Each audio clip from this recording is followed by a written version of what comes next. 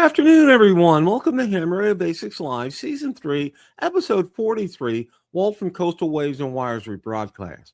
Please join me for a very special rebroadcast from one of my favorite ham radio YouTubers, Walt from Coastal Waves and Wires. So without any further ado, let's roll that clip in its entirety. Good evening, everyone. Welcome to Ham Radio Basics Live, Season 2, Episode 17, very special guest, Walt from Coastal Waves and Wires. Walt, welcome very much. How are you this evening? I'm great. Thank you so much. This is great. Thanks for inviting me. It's good to be here. Well, I got to say this. People talk about being a fanboy of this and that.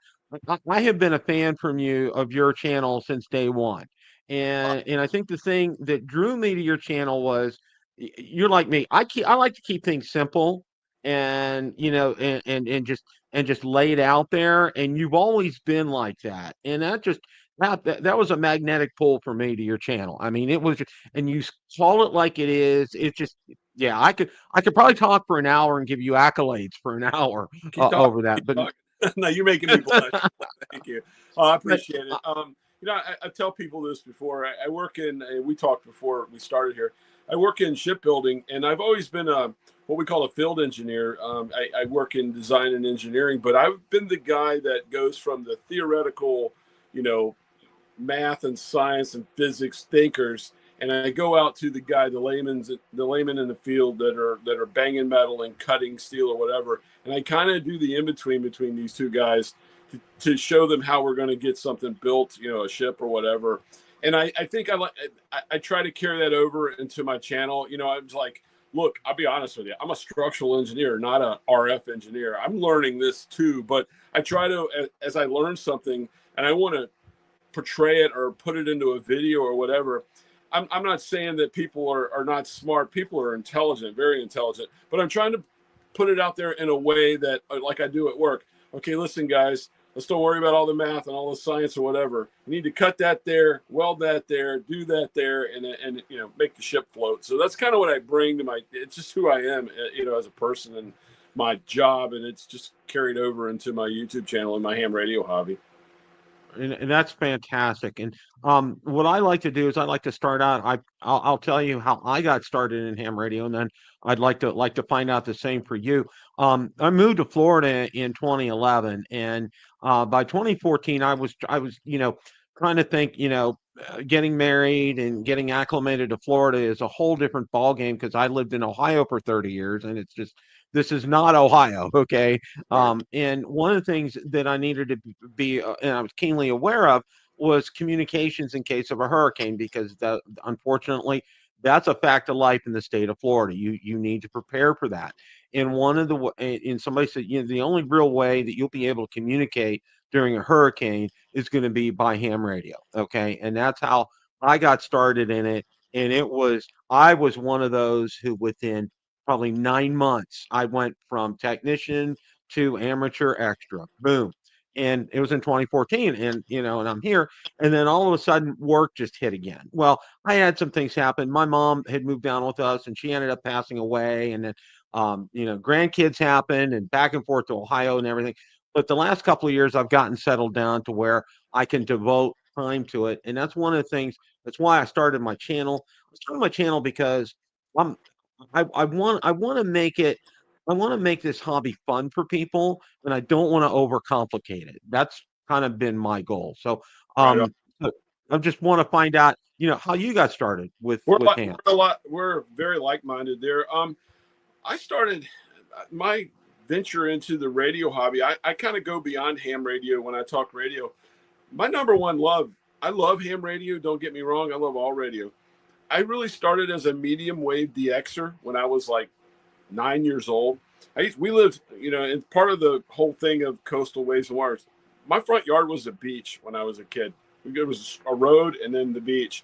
And I would lay in bed at night and listen to my tiny AM radio and just would pull in signals from all over the place. And I'd lay there in bed imagining this is in Virginia. And I would imagine that I was, I'd hear a station in, back then, we're talking the late 60s, early 70s, AM radio was amazing.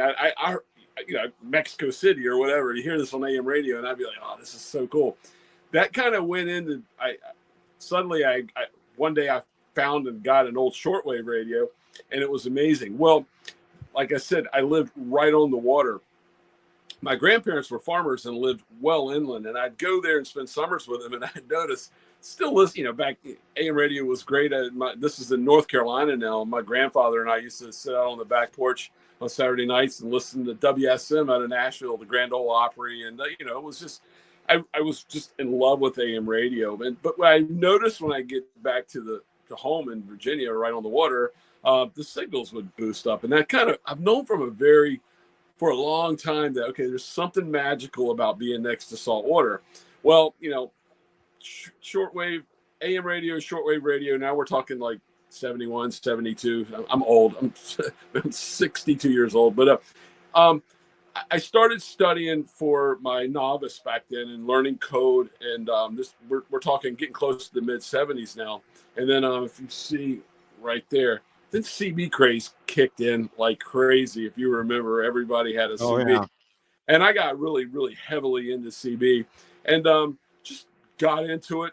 Been an 11 meter CB guy for a very, very long time. I cannot confirm or deny that I've kind of bent the rules a little bit with that, but hey, it was CB, and that's what we did. And was really into that. Meanwhile, got married very young. I was in my early 20s. I went to Old Dominion University and then went through a shipyard apprenticeship, and I was working. We had a child, and so I really just lost the whole ham radio thing. But I always, my wife, even to this day, we've got to have a radio, and she's kind of got into it too. I've been married for almost 40 years, and I remember when events would happen.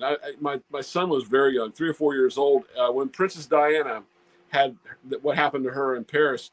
And I said, we were watching it on the news. I said, let's go tune in. And we tuned into the BBC.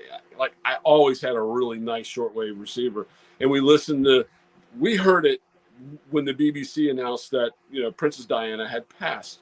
And then we go down. So we ran downstairs to cut the TV on. This is the middle of the night.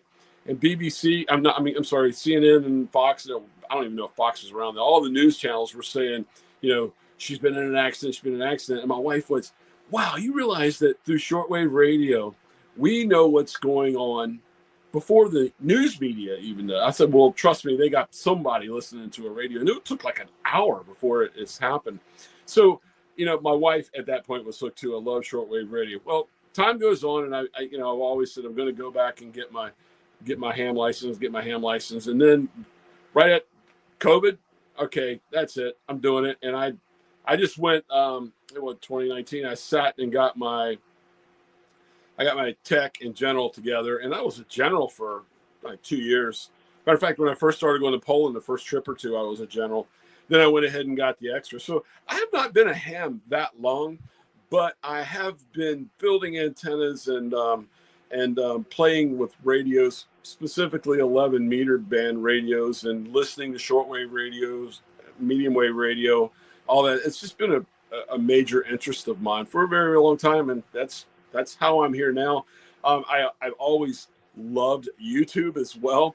When I first got into YouTube, it started because I used to get on. I know you're there too. We're all of us. With social media, there's a lot of groups I'd be on Facebook, and I was on my way to Kauai, Hawaii, and at this point I was a general, and I was like, I was going to build an antenna. I was going to be staying right at Hawaii. All the hotels are basically at the beach. I was going to be working on a base there, and I put out this thing on. It's like, hey guys, I'm going to Hawaii. And my sketches. I sketched up this little vertical antenna, and I posted it on a site on a Facebook site, and said, I'm going to build this vertical. I'm just taking my Xiegu 5105, the little 5-watt thing or whatever. And I just got bombarded with, you're an idiot. You don't know what you're doing. You're not going to all the way. Kauai's the last island out. You're not going to make any contacts out there. You're you're all wrong anyway. You should be building a dipole, not a vertical. And I know vertical antennas, even at this point, with, by salt water or whatever. And they're just bombarding me. I said, you know what? I'm going to make a video of this. I'm going to video it, start a channel, and I put it up and I had success. And then from that point, it snowballed. I was like, I like this, and I just kept making videos, and here I am.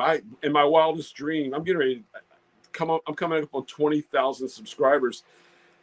In my wildest dream, I never would have thought that ham radio would be that I would be. And there's guys, way bigger than me. You look at Jason and Josh and all these guys, Mike Cade, MRD, or whatever. These guys are really rolling, and I would have never thought it. And I try to be true to myself and my hobby too, and to people that I really appreciate, people that subscribe to my channel so much, because I just got back from Dayton, and people, I'm not going to say who, but there's a couple different YouTubers pulled me aside and kind of gave me the gears, gave me a hard time, where I've kind of ragged on them for showing so many products and not, and that's not my thing. I said, I'm not going to like be bought or whatever. And they kind of really gave me a hard time about it. And I'm sorry. I mean, I didn't mean anything against them. I just who I am and what the channel is to me. Yeah. I mean, I just did a review on that dually antenna. That's a one-off, one guy who's building stuff and selling them on Etsy. I like supporting guys like that. If he sent me something and it worked, I did it.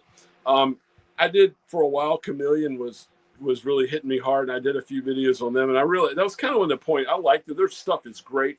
Their stuff is expensive. And I was sitting there thinking, morally, I'm trying to get these people into the hobby. And right off the bat, I feel like I was trying to take money from them. Nothing is Chameleon antenna. I still use the stuff they gave me. I love it. It was great stuff. But I made a decision right then. I wasn't going to be a guy that was trying to take hardworking people's money from them, and even not even just so I could get something for free. And so that's who I am, and what the channel's all about. And I'm not saying, listen, if Zygu sends me the 6200 for free, I'm taking it. You know what I mean? It's like, I'm not saying I wouldn't, but that's kind of what I am and what I'm trying to be as a ham YouTuber. I love YouTube, and I'll be honest with you, my favorite YouTubers aren't ham guys. There's so many YouTube channels that I watch. I'm a Jeep guy. I watch Jeep. I'm a boat building, sailing guy. I got guys that do that I just enjoy, and I kind of learn from them as well when I watch them. I try to I want to do my channel something similar to that. So that's me. Well, and it's real interesting because I'm on a similar track myself. I actually got started in YouTube back in 2017. I have a drone channel. It's called Bill the Drone Reviewer, and on my wildest dreams, I didn't imagine that taking on. I'm like pushing 15,000 subscribers. That thing has exploded. I mean, a lot more than I ever thought it would. Tuesday nights, I have one of the most popular shows on every Tuesday night at 8 o'clock Eastern. I had the CEO of Anzu Robotics on last night. Cool. It's another drone company. He started out with DJI and just finding out what they're doing. And that's kind of how I got started on the whole YouTube thing. And I wanted to kind of carry over my whole gist with my drone channel was, I want to keep it simple and I want to make things presentable, because a lot of guys will do 20-minute, 30-minute videos. And I know I've read study after study is, after 5 minutes or so, people are going to lose interest real quick. Okay. So you need to kind of like boom, boom, boom.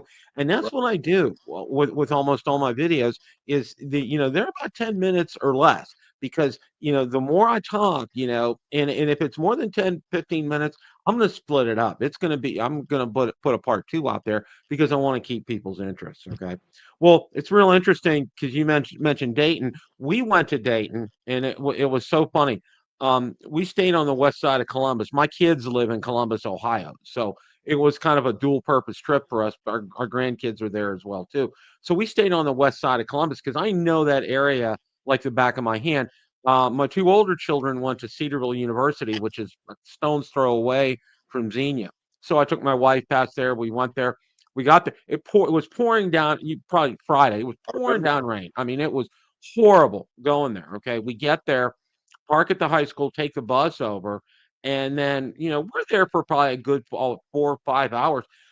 I only ran, and I couldn't believe it. I only ran into one YouTuber the whole time I was there, Frank from Tank Radio. I didn't see anybody else, and my eyes were out and looking and engaging with people. Well, in fact, the only other person that I saw was Ray Novak from ICOM. I didn't see anybody else that I recognized, but it was so. and I'm comparing it to Hamcation because I've been to Hamcation a couple of times, and I saw everybody there. I saw all the YouTubers there, but I'm going there to Hamvention, and I'm like, I didn't see anybody there. That's We wild. still had a good time. I saw everybody pretty much, but I knew like Mike, KDMRD and guys like that. I knew where they were going to be. We talked beforehand, you know what I mean. So that's kind of how I knew where, we're going to be in a camper. We're going to be back over here. Come see us or whatever. So I kind of knew where those guys would be at. I learned a lesson though. So many people. You're one of the people that I wanted to see there that I didn't. I think next year, if I do go to Dayton next year, I got to see schedule wise if that will happen. If I do, I think I'm gonna put it out there and have like maybe everybody have like a meet and greet at one spot. You know what I mean? Just get it out there way ahead of time. Because I feel terrible. Not that I'm, I don't think I'm like Mr. YouTube star or anything, but it really it bothers me when so many people goes, oh, I went all the way there just to hope to say I could meet you all, and I didn't get to see you, whatever. And I'm a softie. I feel like a jerk. You know what I mean? I'm like, oh, I'm so sorry, man. I wish I would have seen. No, I know what you're saying, and I think a couple of things for me. I think we're going to stay in the Dayton Xenia area next time instead of Columbus. And I do know they have that what do they call it? 4 days in May or something. Right. That I think it's like on Thursday night where a bunch of the YouTubers were there, and I saw that. I saw Mike K at MRD, and a lot of the guys were there for that. And I told my wife, I said, let's go.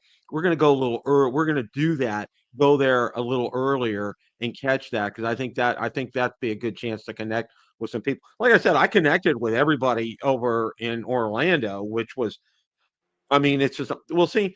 And the whole scale with Orlando is okay. It's really only basically two buildings in Orlando, okay, because Right. all the vendors are real. I don't know if you've been there or not. Not I yet. mean, I think I'm going this year. I really want to.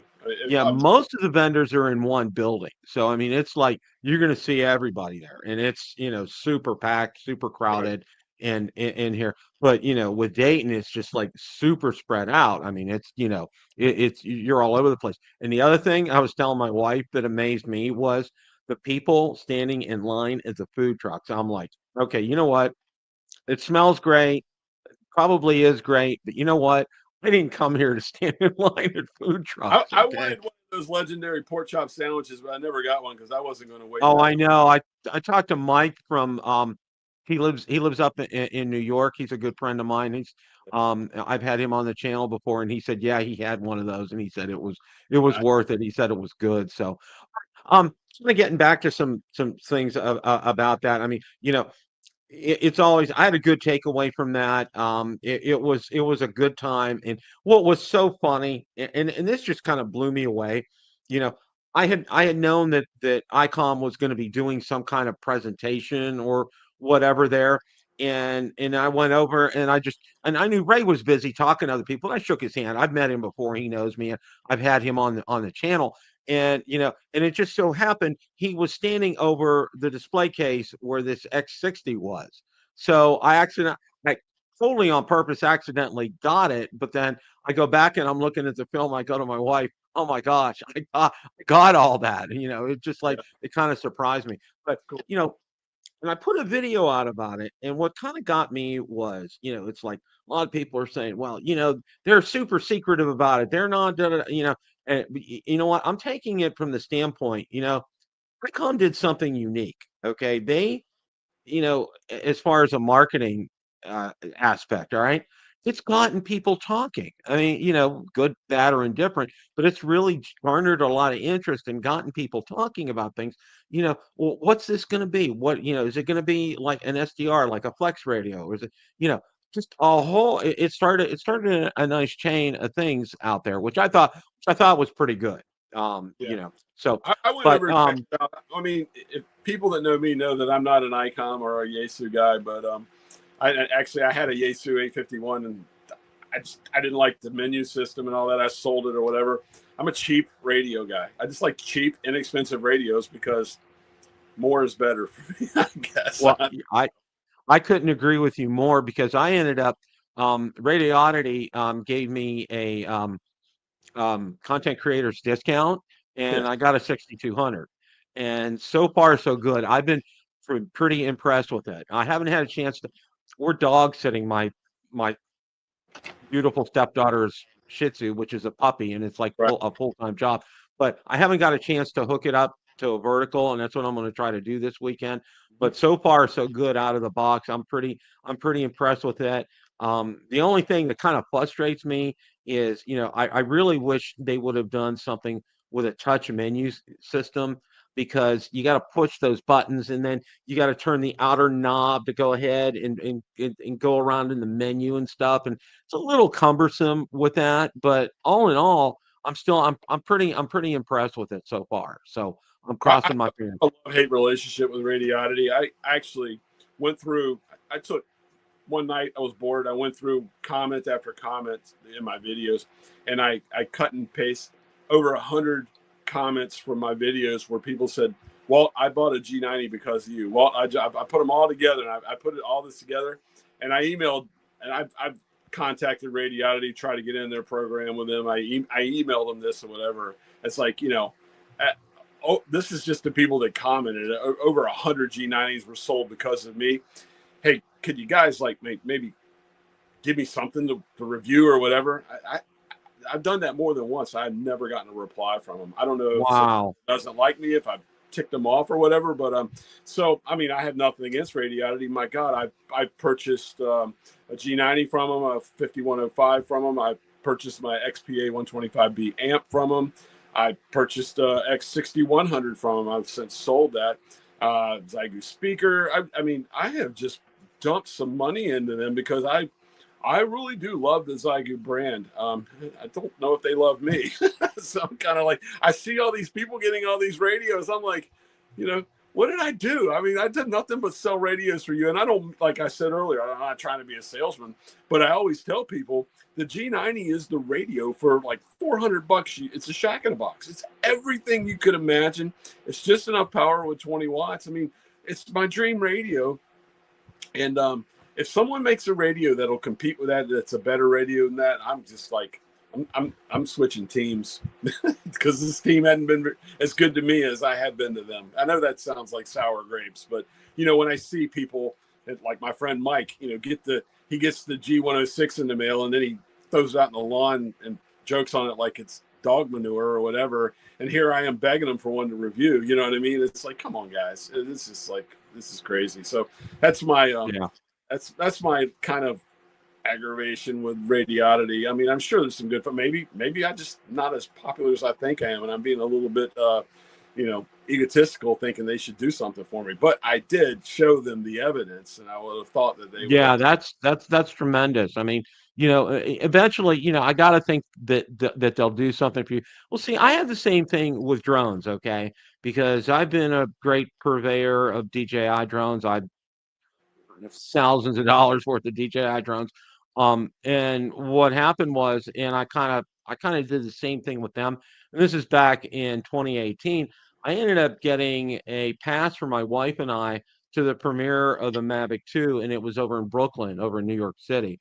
And it was the last time they did an in-person event, because every time they release a new product now, it's all done online. They don't do it anymore in person. So we got a chance to go to that, which I thought was pretty cool of them. I mean, Yeah, and then I find out, I was getting myself acclimated to the world of ham radio as well too, and I find out, well, no, they don't, and I'm thinking like the Joshes and the Jasons. Oh, they give them radio. No, they let them borrow a radio, and then they get it, but then they have to send it back, kind of a thing. Which I thought, it's like with drones, they give you the drone and they want you to do reviews on it, okay, and right. you get it out there, and they let you end up keeping the drone. But and I'm finding out with like Jason, Josh, others, they'll send them a product, but they got to send the product back. So that Right. was kind of it's kind of like getting used to that, which I thought was a little bit different.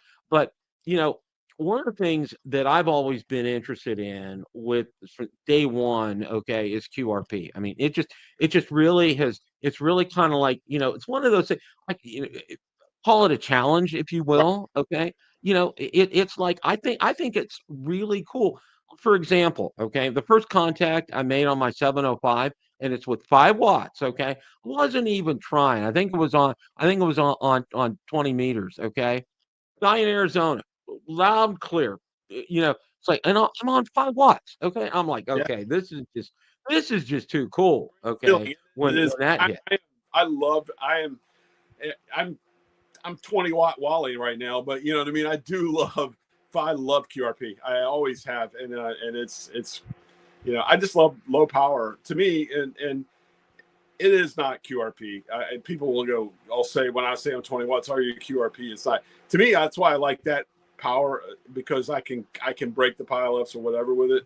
But I'm with you. I like making those QRP contacts is just amazing. I got what almost 2 years ago now. I got the True USDX, and when you get that thing, I don't know if if you had one or if you've experimented with that radio. You know, you have to calibrate the frequency on it. You know, I guess it's like 8.1 or whatever. You get it and you calibrate it, and set it all up. Well, I was going to go do a video on it. I just got it. I got it in the mail like on Friday. I was like, I'm going out tomorrow with it. Saturday, I'm going to take it out and, use it for the first time.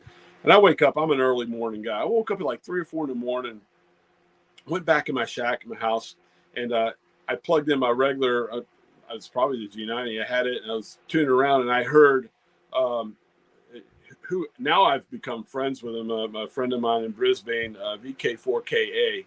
And he was talking to somebody in the States. And this is like 4 in the morning. It was springtime.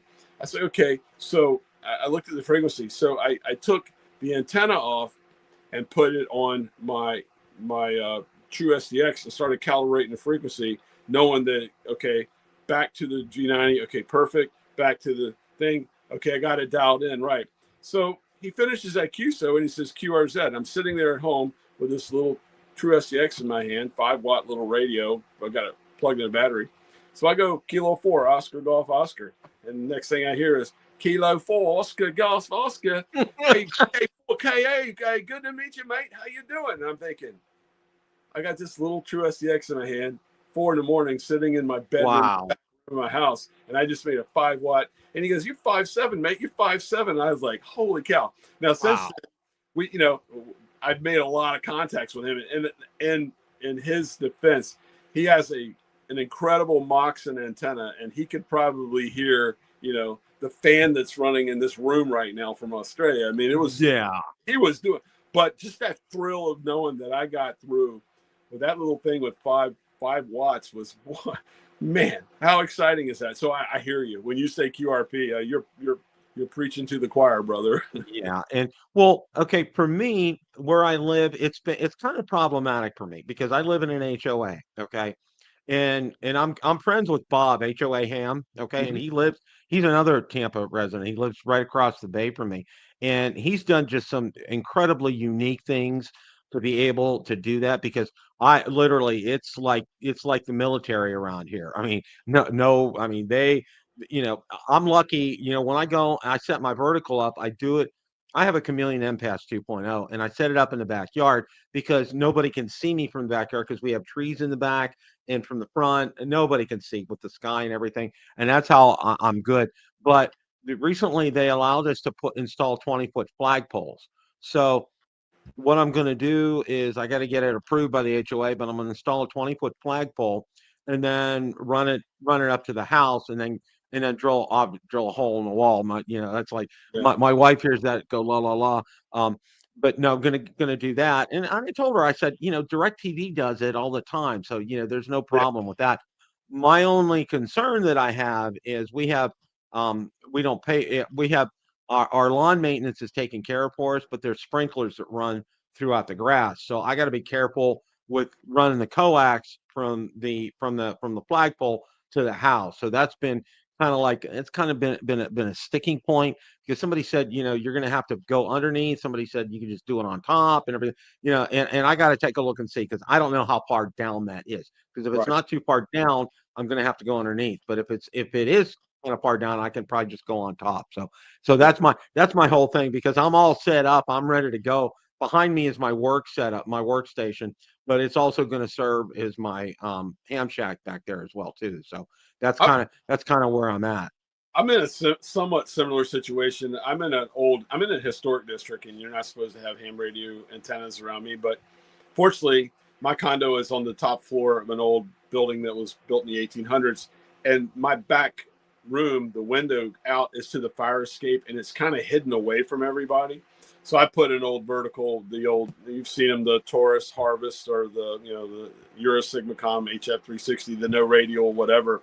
But what I did was I ran a ground wire from the, it's a metal roof out there, flat, from the, you know, the ground side, and just like screwed it into the roof.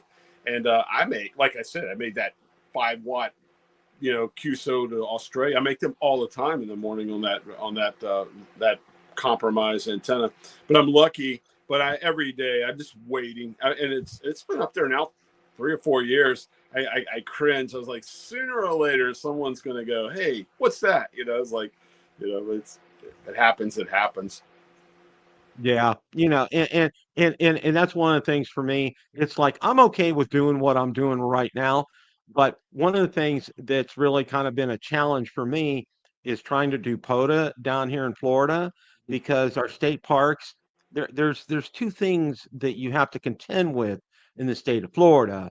One of them is called alligators, the other one is called snakes when you go to state parks. It's Yep. just a fact of life. And the nearest state park to me, see, I don't have one that's close enough to me, so it would be kind of a distance for me. So I'm kind of like, that's why I haven't. It's not that I don't want to do POTA. It's just, that's my whole thing. I mean, I'll talk to guys at parks. I'll do that all day long, but I haven't been able to do that. So I'm kind of trying to figure out a way to go ahead and do that. I may do that from. I got back in December. I got a Toyota Tundra, and I'm looking at some options to do HF out of my Tundra, and that's one of the things I'm considering is I can drive to a park and do it from inside the truck. So, Well, so that's that's where I'm at right now. If you've seen over the last few months, my Jeep is basically my ham shack. You know, and it's a mess. I don't have anything like really permanently installed there, but I'm starting. You know, and I think I'm going to add that to the channel. Some people might not like that, but I'm kind of incorporating a little bit more Jeep stuff into it, because I just love Jeeps, and I really, the idea, and I have this thing that I really want to make this Jeep, with, and like right now I have the drive-on flagpole holder that I can put my DX Commander in, or my Spider Beam in. Now I have the permanent 3/8 fitting in the back, where I can, like I just drove from Virginia up here to Rhode Island with played around with different antennas. I got to find a way to kind of semi-permanently mount the radio on the inside, but I'm probably going to be here for a while, maybe even through the winter up here in Rhode Island. And I know it gets cold, and the opposite problem that you have. So I'm probably do POTA sitting in the Jeep. Like, I like to go build an antenna outside, and it's funny. I plan videos, I have ideas, and I make the thumbnails ahead of time. I just did, like an hour before this, I just made a thumbnail, and I just called it my ham radio shack is a Jeep. You know what I mean? And that's like, yeah. that's an idea. I don't know if I'll do the video, but it's just an idea. But a Tundra, you got, once again, it's a great vehicle to do that. And Oh yeah. Well, like you, okay, I'm a Tundra enthusiast. I actually started a Tundra channel called Tundra Nation oh, Basics, cool. and it's really I'm pretty close to I'm almost 800 900 subscribers, and it's really picking up steam. And what's really picked up steam lately is they've had a massive recall on the engines for Tundras. Right. I don't know if you heard about that, but one of the plants where they were building the engines, metal shavings would get inside the block, and eventually what happens is it seizes, and it's a complete failure, and they've had to rebuild engines. And it's like, well, and what I did was the first oil change, I said, get me the filter. Okay. And what I did was when I got home, I dumped the filter out, and Yeah. I let it drain into a cup, and I took a look, and I looked, and I didn't see any metal shavings. But I found out through the dealership, there's a company that you can send, and they need, I think, 3 or 4 ounces of oil, and they can do a complete analysis on the oil in your vehicle. So I'm going to do that next round. And what I did was I did this at a 5,000 mile service, because Toyota recommends a 10,000, and I did it at 5,000 just because that's one of the things that I wanted to do, and I want to stay on top of it. And the other saving grace that I did, and this was totally by accident, couldn't find. I was looking specifically. I wanted to get a red Tundra Limited 4x4, And it's like they were still at the time back last year. It was still trying to pull teeth, trying to find it. But I told him, I said, okay, let's add this in the mix and see if it helps. Let's go and take a look and see if you have a hybrid. I did that. I had it within in like 3 or 4 weeks. For Well, some reason, they had more hybrids available than non-hybrids. And it's so funny because, I'm down in Florida and, I wanted to get a 4x4. I did not want just a rear wheel drive only. Okay. I wanted to have a 4x4 with this down here. And everybody asked me, what do you want a 4x4 in Florida? And I said, well, you know what? Understand when you live down in the state of Florida, you have these things called torrential rainstorms. Okay.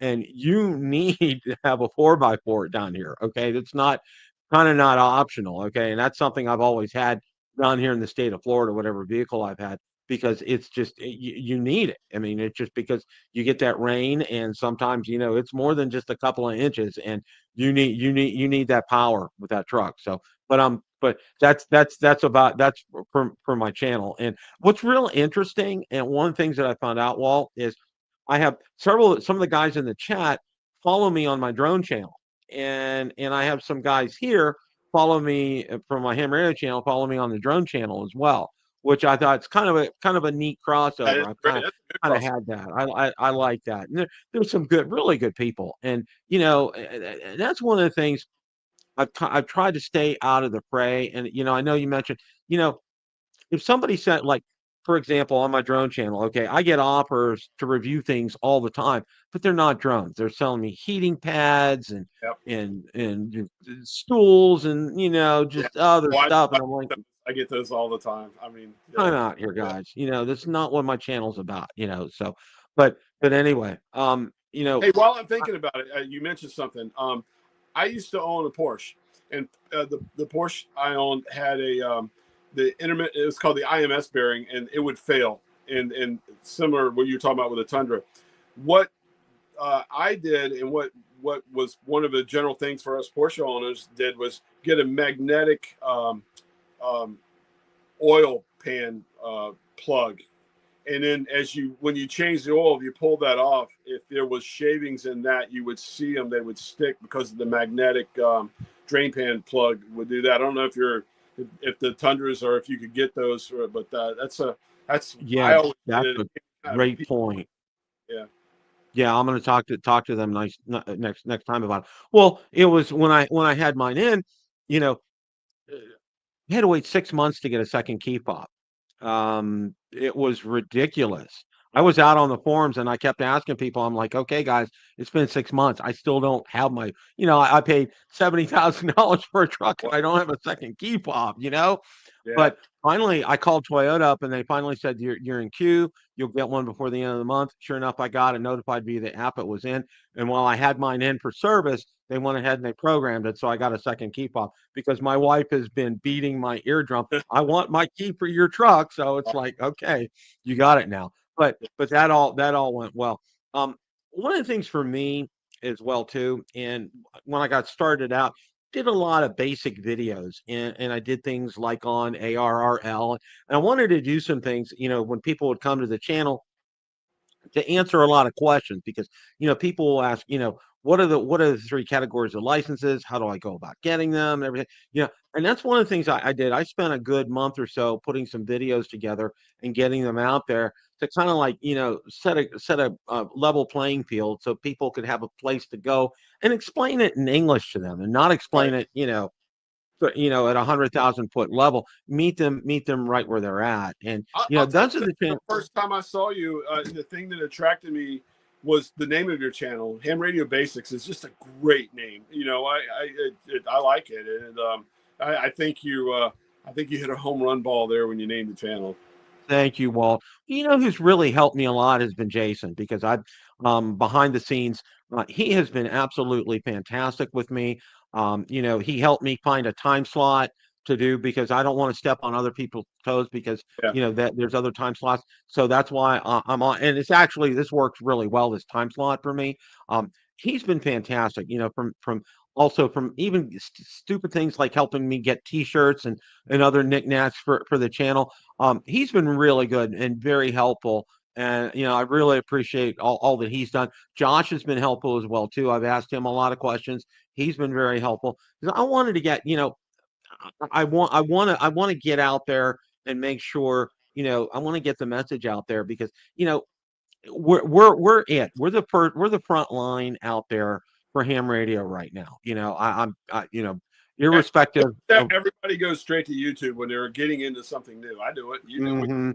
That's It's not ARR. We're the new ARRL. Okay, we are it. Okay, and that's why people come out to us, and they come out to us to get facts and to get information and to find out and to do things simply and straightforward. And it's like, well, I'll watch your videos. I'll watch Michael Martin's videos on antennas, which he does a fantastic job on. It just I learned so much. Mike K at MRD, Smoking Ape. These guys, Steve, temporarily offline. You know, just they get into the nitty gritty and they explain a lot. They go down to the granular level, which is fantastic, and that is great. And they've been there for me, and they've helped answer questions for me as well too. So it's kind of like a partnership. That's how yeah. I look at this. It's a community, like I say. It's just a great Hmm. community. It really is. And like any community, there's guys that are really good, and there's bad guys and everything else. It is what it is. But it's a great community. I'm so proud to be a part of it, and I love it. And I just like my thing that really bothers me is time. I work 9-10 hours a day, and then I try to. All right, I got a little bit of time. What am I going to do? Am I going to go play radio and put up and film a video and do this? Or am I going to go sit and answer this whole week? I haven't replied to any replies on my videos or whatever. And going and making a video and playing ham radio always wins. And I kind of feel bad sometimes that I miss comments. I miss emails. I'm just horrible about it. And it's only because I think when I retire and I don't have to put in, 45, 50, 60 hours a week on a job that isn't ham radio, I can stay on top of that. I don't know if that's hurting me or what. And if people, I try to convey that in my videos. Guys, if I missed you, don't take it personal. It's just like, I'm busy. You know what I mean? That's the Oh problem. yeah. I'm 100% with you, Walt, because it's like I'm running 3 channels, and and I'm trying to crank out at least a video a week per channel. Well, with the drone channel, it's easily 2 because and with this channel, it's easily 2 because of my live streams that I do. But answering a lot of these comments, and that's one of the things I wanted to do was because I saw and I got and this is he was a video photographer and who was doing drones, and I commented on several of his videos, and I never got responses. And he's pretty big, but it's like it really kind of took me aback. And I said, you know what? That's where I made a commitment to make sure, at least one day a week, maybe a Saturday or a Sunday, set aside a couple hours, and all I do is I answer comments during that time. That's worked pretty well for me because during the week, I'm like you, I work in IT, I work for public supermarkets, and it's 55, 60 hours a week. I mean, it's like pedal to the metal, 9 to You, 5 you kind work of for deal. Publix? Yeah, Publix. Oh, you guys have the best subs in the world. Oh my gosh, tell me about it. It's like, I'm Publix. my wife was telling me, before we got married, she's a native Floridian. She says, you've never had a sub until you've had one at Publix. And I was like, whatever. I'm like, I've had subs. And I'm like, I come here, I'm like, oh my gosh, Oh, you were we so right. I mean, it's just like, wow. we Well, have Publix Publix. banks now too. That's like, I love it. They're like right there Well, on the other. Publix is now up. They've gone up into Virginia, and Yeah, they're opening stores in Kentucky now. yeah. I mean, it's just, well, the original, the owner, George Jenkins, he didn't want to go beyond the state of Florida. And that really kind of floored me. I'm like, oh my gosh. I mean, they're all up and down the East Right. Coast. I mean, it's just, yeah, and they, you know what, they do it right. There, if you've never had a Publix sub, you're missing it. It's the best. I don't know Oh, what yeah. they must sprinkle some magic dust in them things when they make them. They're so good. Well, I think one of the things is, and I found this out because we have to take a tour, the actual behind the scenes store tour. And one of the things that they do is their buns are made in the bakery, okay? Yeah. And they know And they're fresh every single day. I mean, there's no stale buns that come their way Right. that day. Everything is constantly fresh, and I think that's the thing that kind And of they sets use them fish apart. too, like boar's head and all that. They use the higher end of the meats. Oh yeah, the higher end meats. Yeah, I mean, it's just like wow. Well, yeah, it's kind of. I work from home 3 days a week, Mhm. so I can, and I have a Publix a stone's throw away. A lot of times I'll go down. My wife said, "What'd you have for lunch?" And I would just, Pub sub. kind of guess run down and get a sub kind of a thing. Yeah, So, but yeah, yeah, it's kind of. But I gotta say this: as far as the company is concerned, yeah. I've never worked for a better organization in my life, and I've worked for several Fortune 100 companies, and they don't hold a candle the way Publix treats their employees. They just That's good to know. Publix just they really above and beyond. And I'm going to be really proud to retire and kind of sad because I really like my crew that I work with. But when it comes time, it's in the rearview mirror. You know, see you guys later. It's I'm I not hear gonna you. I'm not gonna hang my hat too much on that. But um, one of the things for me with ham radio, and somebody said, when I first got started, was, go to try to find a local club. Go get hooked up with a local club. You need to get hooked up with a local. And it was like beating my drum, beating it down. So there was one here local to me, very close to me, but I ended up finding out I'm going to be 66 next month. I would have been the youngest person in that club. Okay. That's my first club. I was the youngest person at in my And, back then. I was in my late but I 50s. ended up finding another one on the other side of town where I'm right in the mix, okay, and I like that. And they're trying to get younger people back in, which I think is fantastic, and they're doing things to do that, I've which done is the same great. thing. The club I'm in is the Chesapeake Amateur Radio Service, Cars, in Chesapeake, Virginia, and I love my club. I really do. It's great. It's a great club, and I'm sad that I'm not going to be there for field day this weekend with them. I mean, they have an amazing club, and yeah, you know what, I got by. I started without a club, and then I joined a club that was, like you said, I was the baby, I was the youngster, and all they wanted to do was just get together on Saturday mornings, all go together, have breakfast, and talk about their ailments, and that's just like, that's not what I wanted in a ham radio club, so.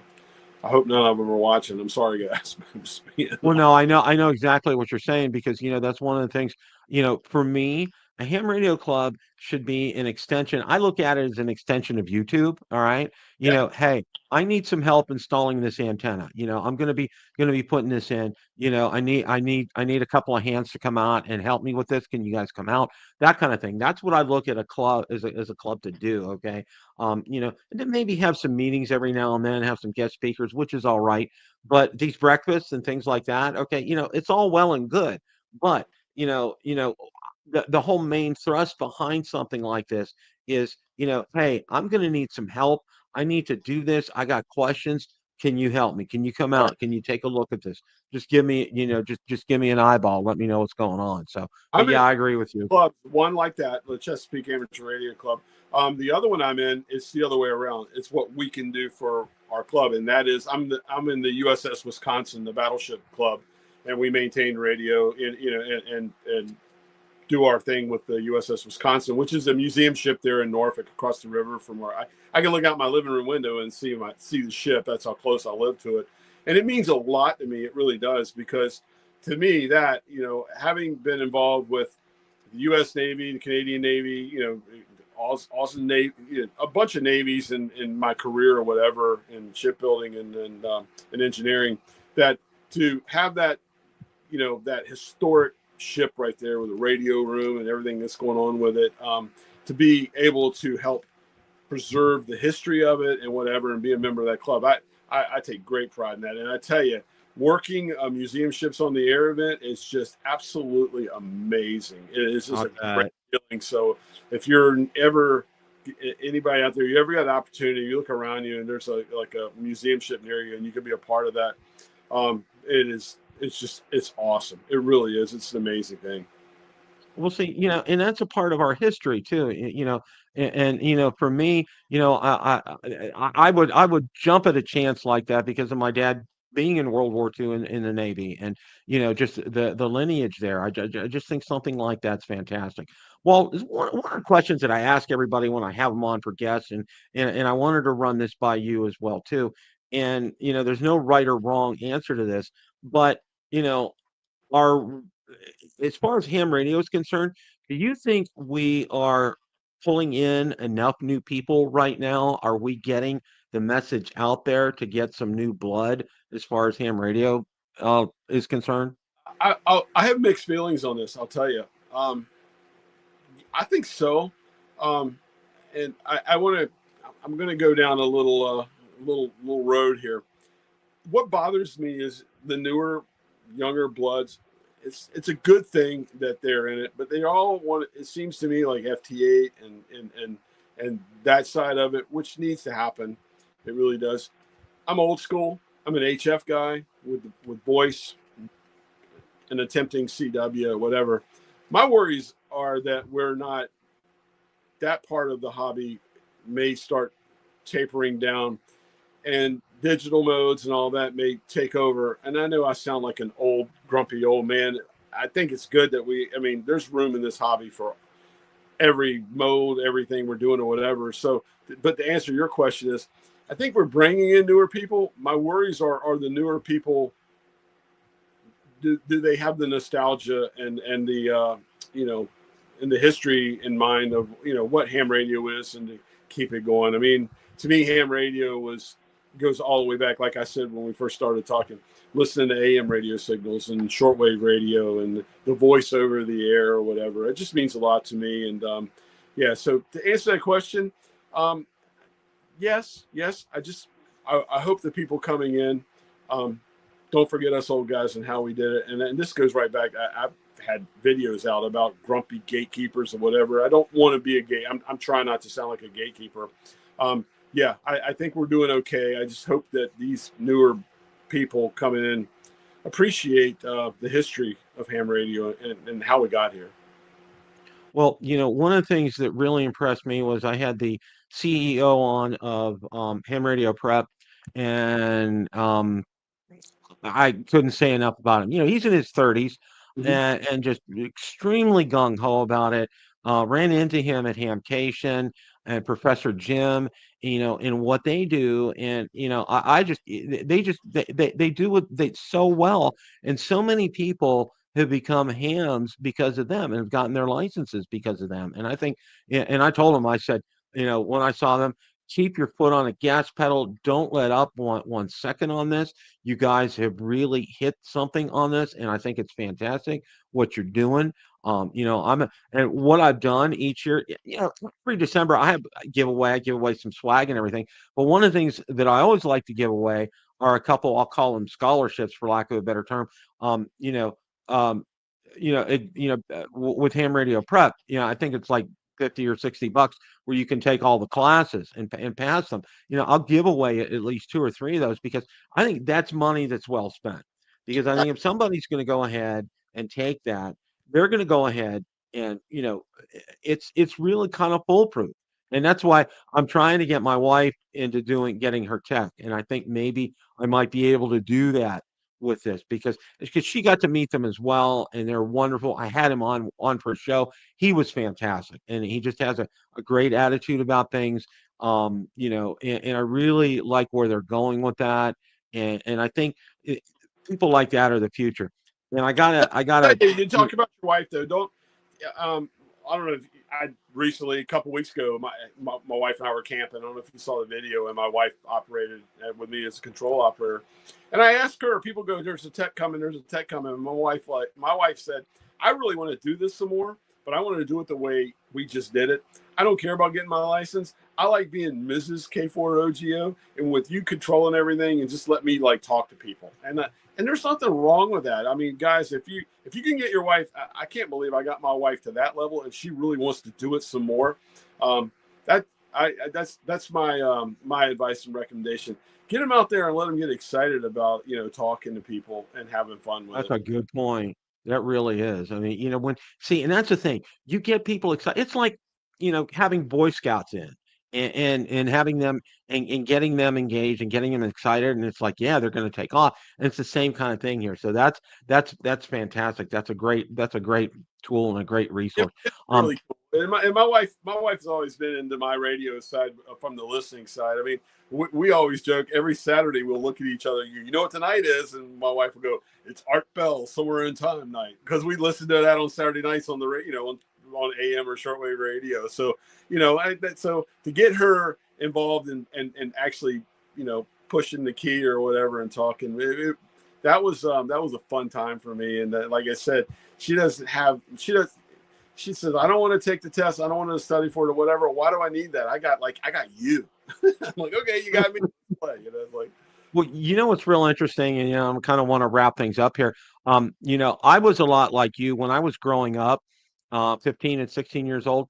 I never forget. I think it was for my 15th birthday. My parents got me a 9-band realistic AM/FM shortwave radio. Okay, and I went out. I'm from Pittsburgh. I went out on a back porch stoop, and I had that antenna all the way up in the air, and I was pulling in stations all over the world. And I was mesmerized. I would stay out there until the batteries would die. I mean, it was just, that's awesome. I was just so enthralled with it. And that's how, I got, started in the first place. The other thing I want to mention is this, and I kind of think you're right, with the FT8 kind of a thing. I'm not, here I am, I'm in IT, digital modes. I'm open to everything. Okay. And I think you kind of get my gist where I'm coming from as far as, QRP is kind of my thing. It's like what I really enjoy doing. But you know what? I'm open to everything. But I think you're right. I think we need to accept everybody, and we need to make this open up our arms wide to get people in here. And I'm kind of like you. I like voice. I like HF. I like making that QSO. I like hearing on the other end. That's just who I am. I mean, that's just and always who I'm going to be. So, do you have any words of wisdom, any closing thoughts, Walt, before we wrap things up here? No, just I think I do. It's something I really want to convey to everybody. Stop overthinking. Don't over. I did a video on this a couple months ago. The one thing I think that hurts ham radio is the people that think that every antenna has to be perfect. You have to calculate your loss in your coax. You got to know how you're radiating, what's going on, or whatever. Just put a wire in the air, hit the SWR button, get it down, get on the air, and play. You got the rest of your life to perfect an antenna. Don't listen to what I call them the drive-by engineers that tell you you're losing this, you got lost there, you'll never get out, whatever. I think that if I can, anybody that's new to ham radio, take the two of us, everybody, a grain of salt. Go have fun. Don't listen to it. You pick and listen to the guys that are telling you to just go have fun. But don't worry when someone's saying, "Oh, you're doing it wrong," or "That won't work," and then that's kind of how my channel started when someone told me that won't work. Prove them wrong. And you know what? You don't have to be a rocket scientist. There's nothing wrong with just being the guy that pushes the mic, that memorized the answers to the question, got a radio, pushes the mic, and talks. That's what we're doing. We're pushing mics and talking to each other and making contacts. You don't have to be an expert in antennas. You don't have to build anything. You don't have to build balance. You can go out and buy everything, snap it together. If you're pressing the mic and you're making contacts, you're enjoying ham radio. And that's really what it's all about. And you just really kind of hit the nail on the head, Walt. It's like, I think I've heard it referred to as analysis paralysis kind of a thing. You overanalyze stuff and you think too much, and it's just like, and what I say on my drone channel, get out there and fly. Okay. And here's the other thing, get out there, key that mic up and make some contacts. Okay. Right. Get your antenna set up and just do it, because, I see, and one of the things before we wrap things up here, I see a lot of people, oh, the solar cycles are blah, blah, blah, and it's like, oh, it's horrible, it's horrible. I said, well, you know what?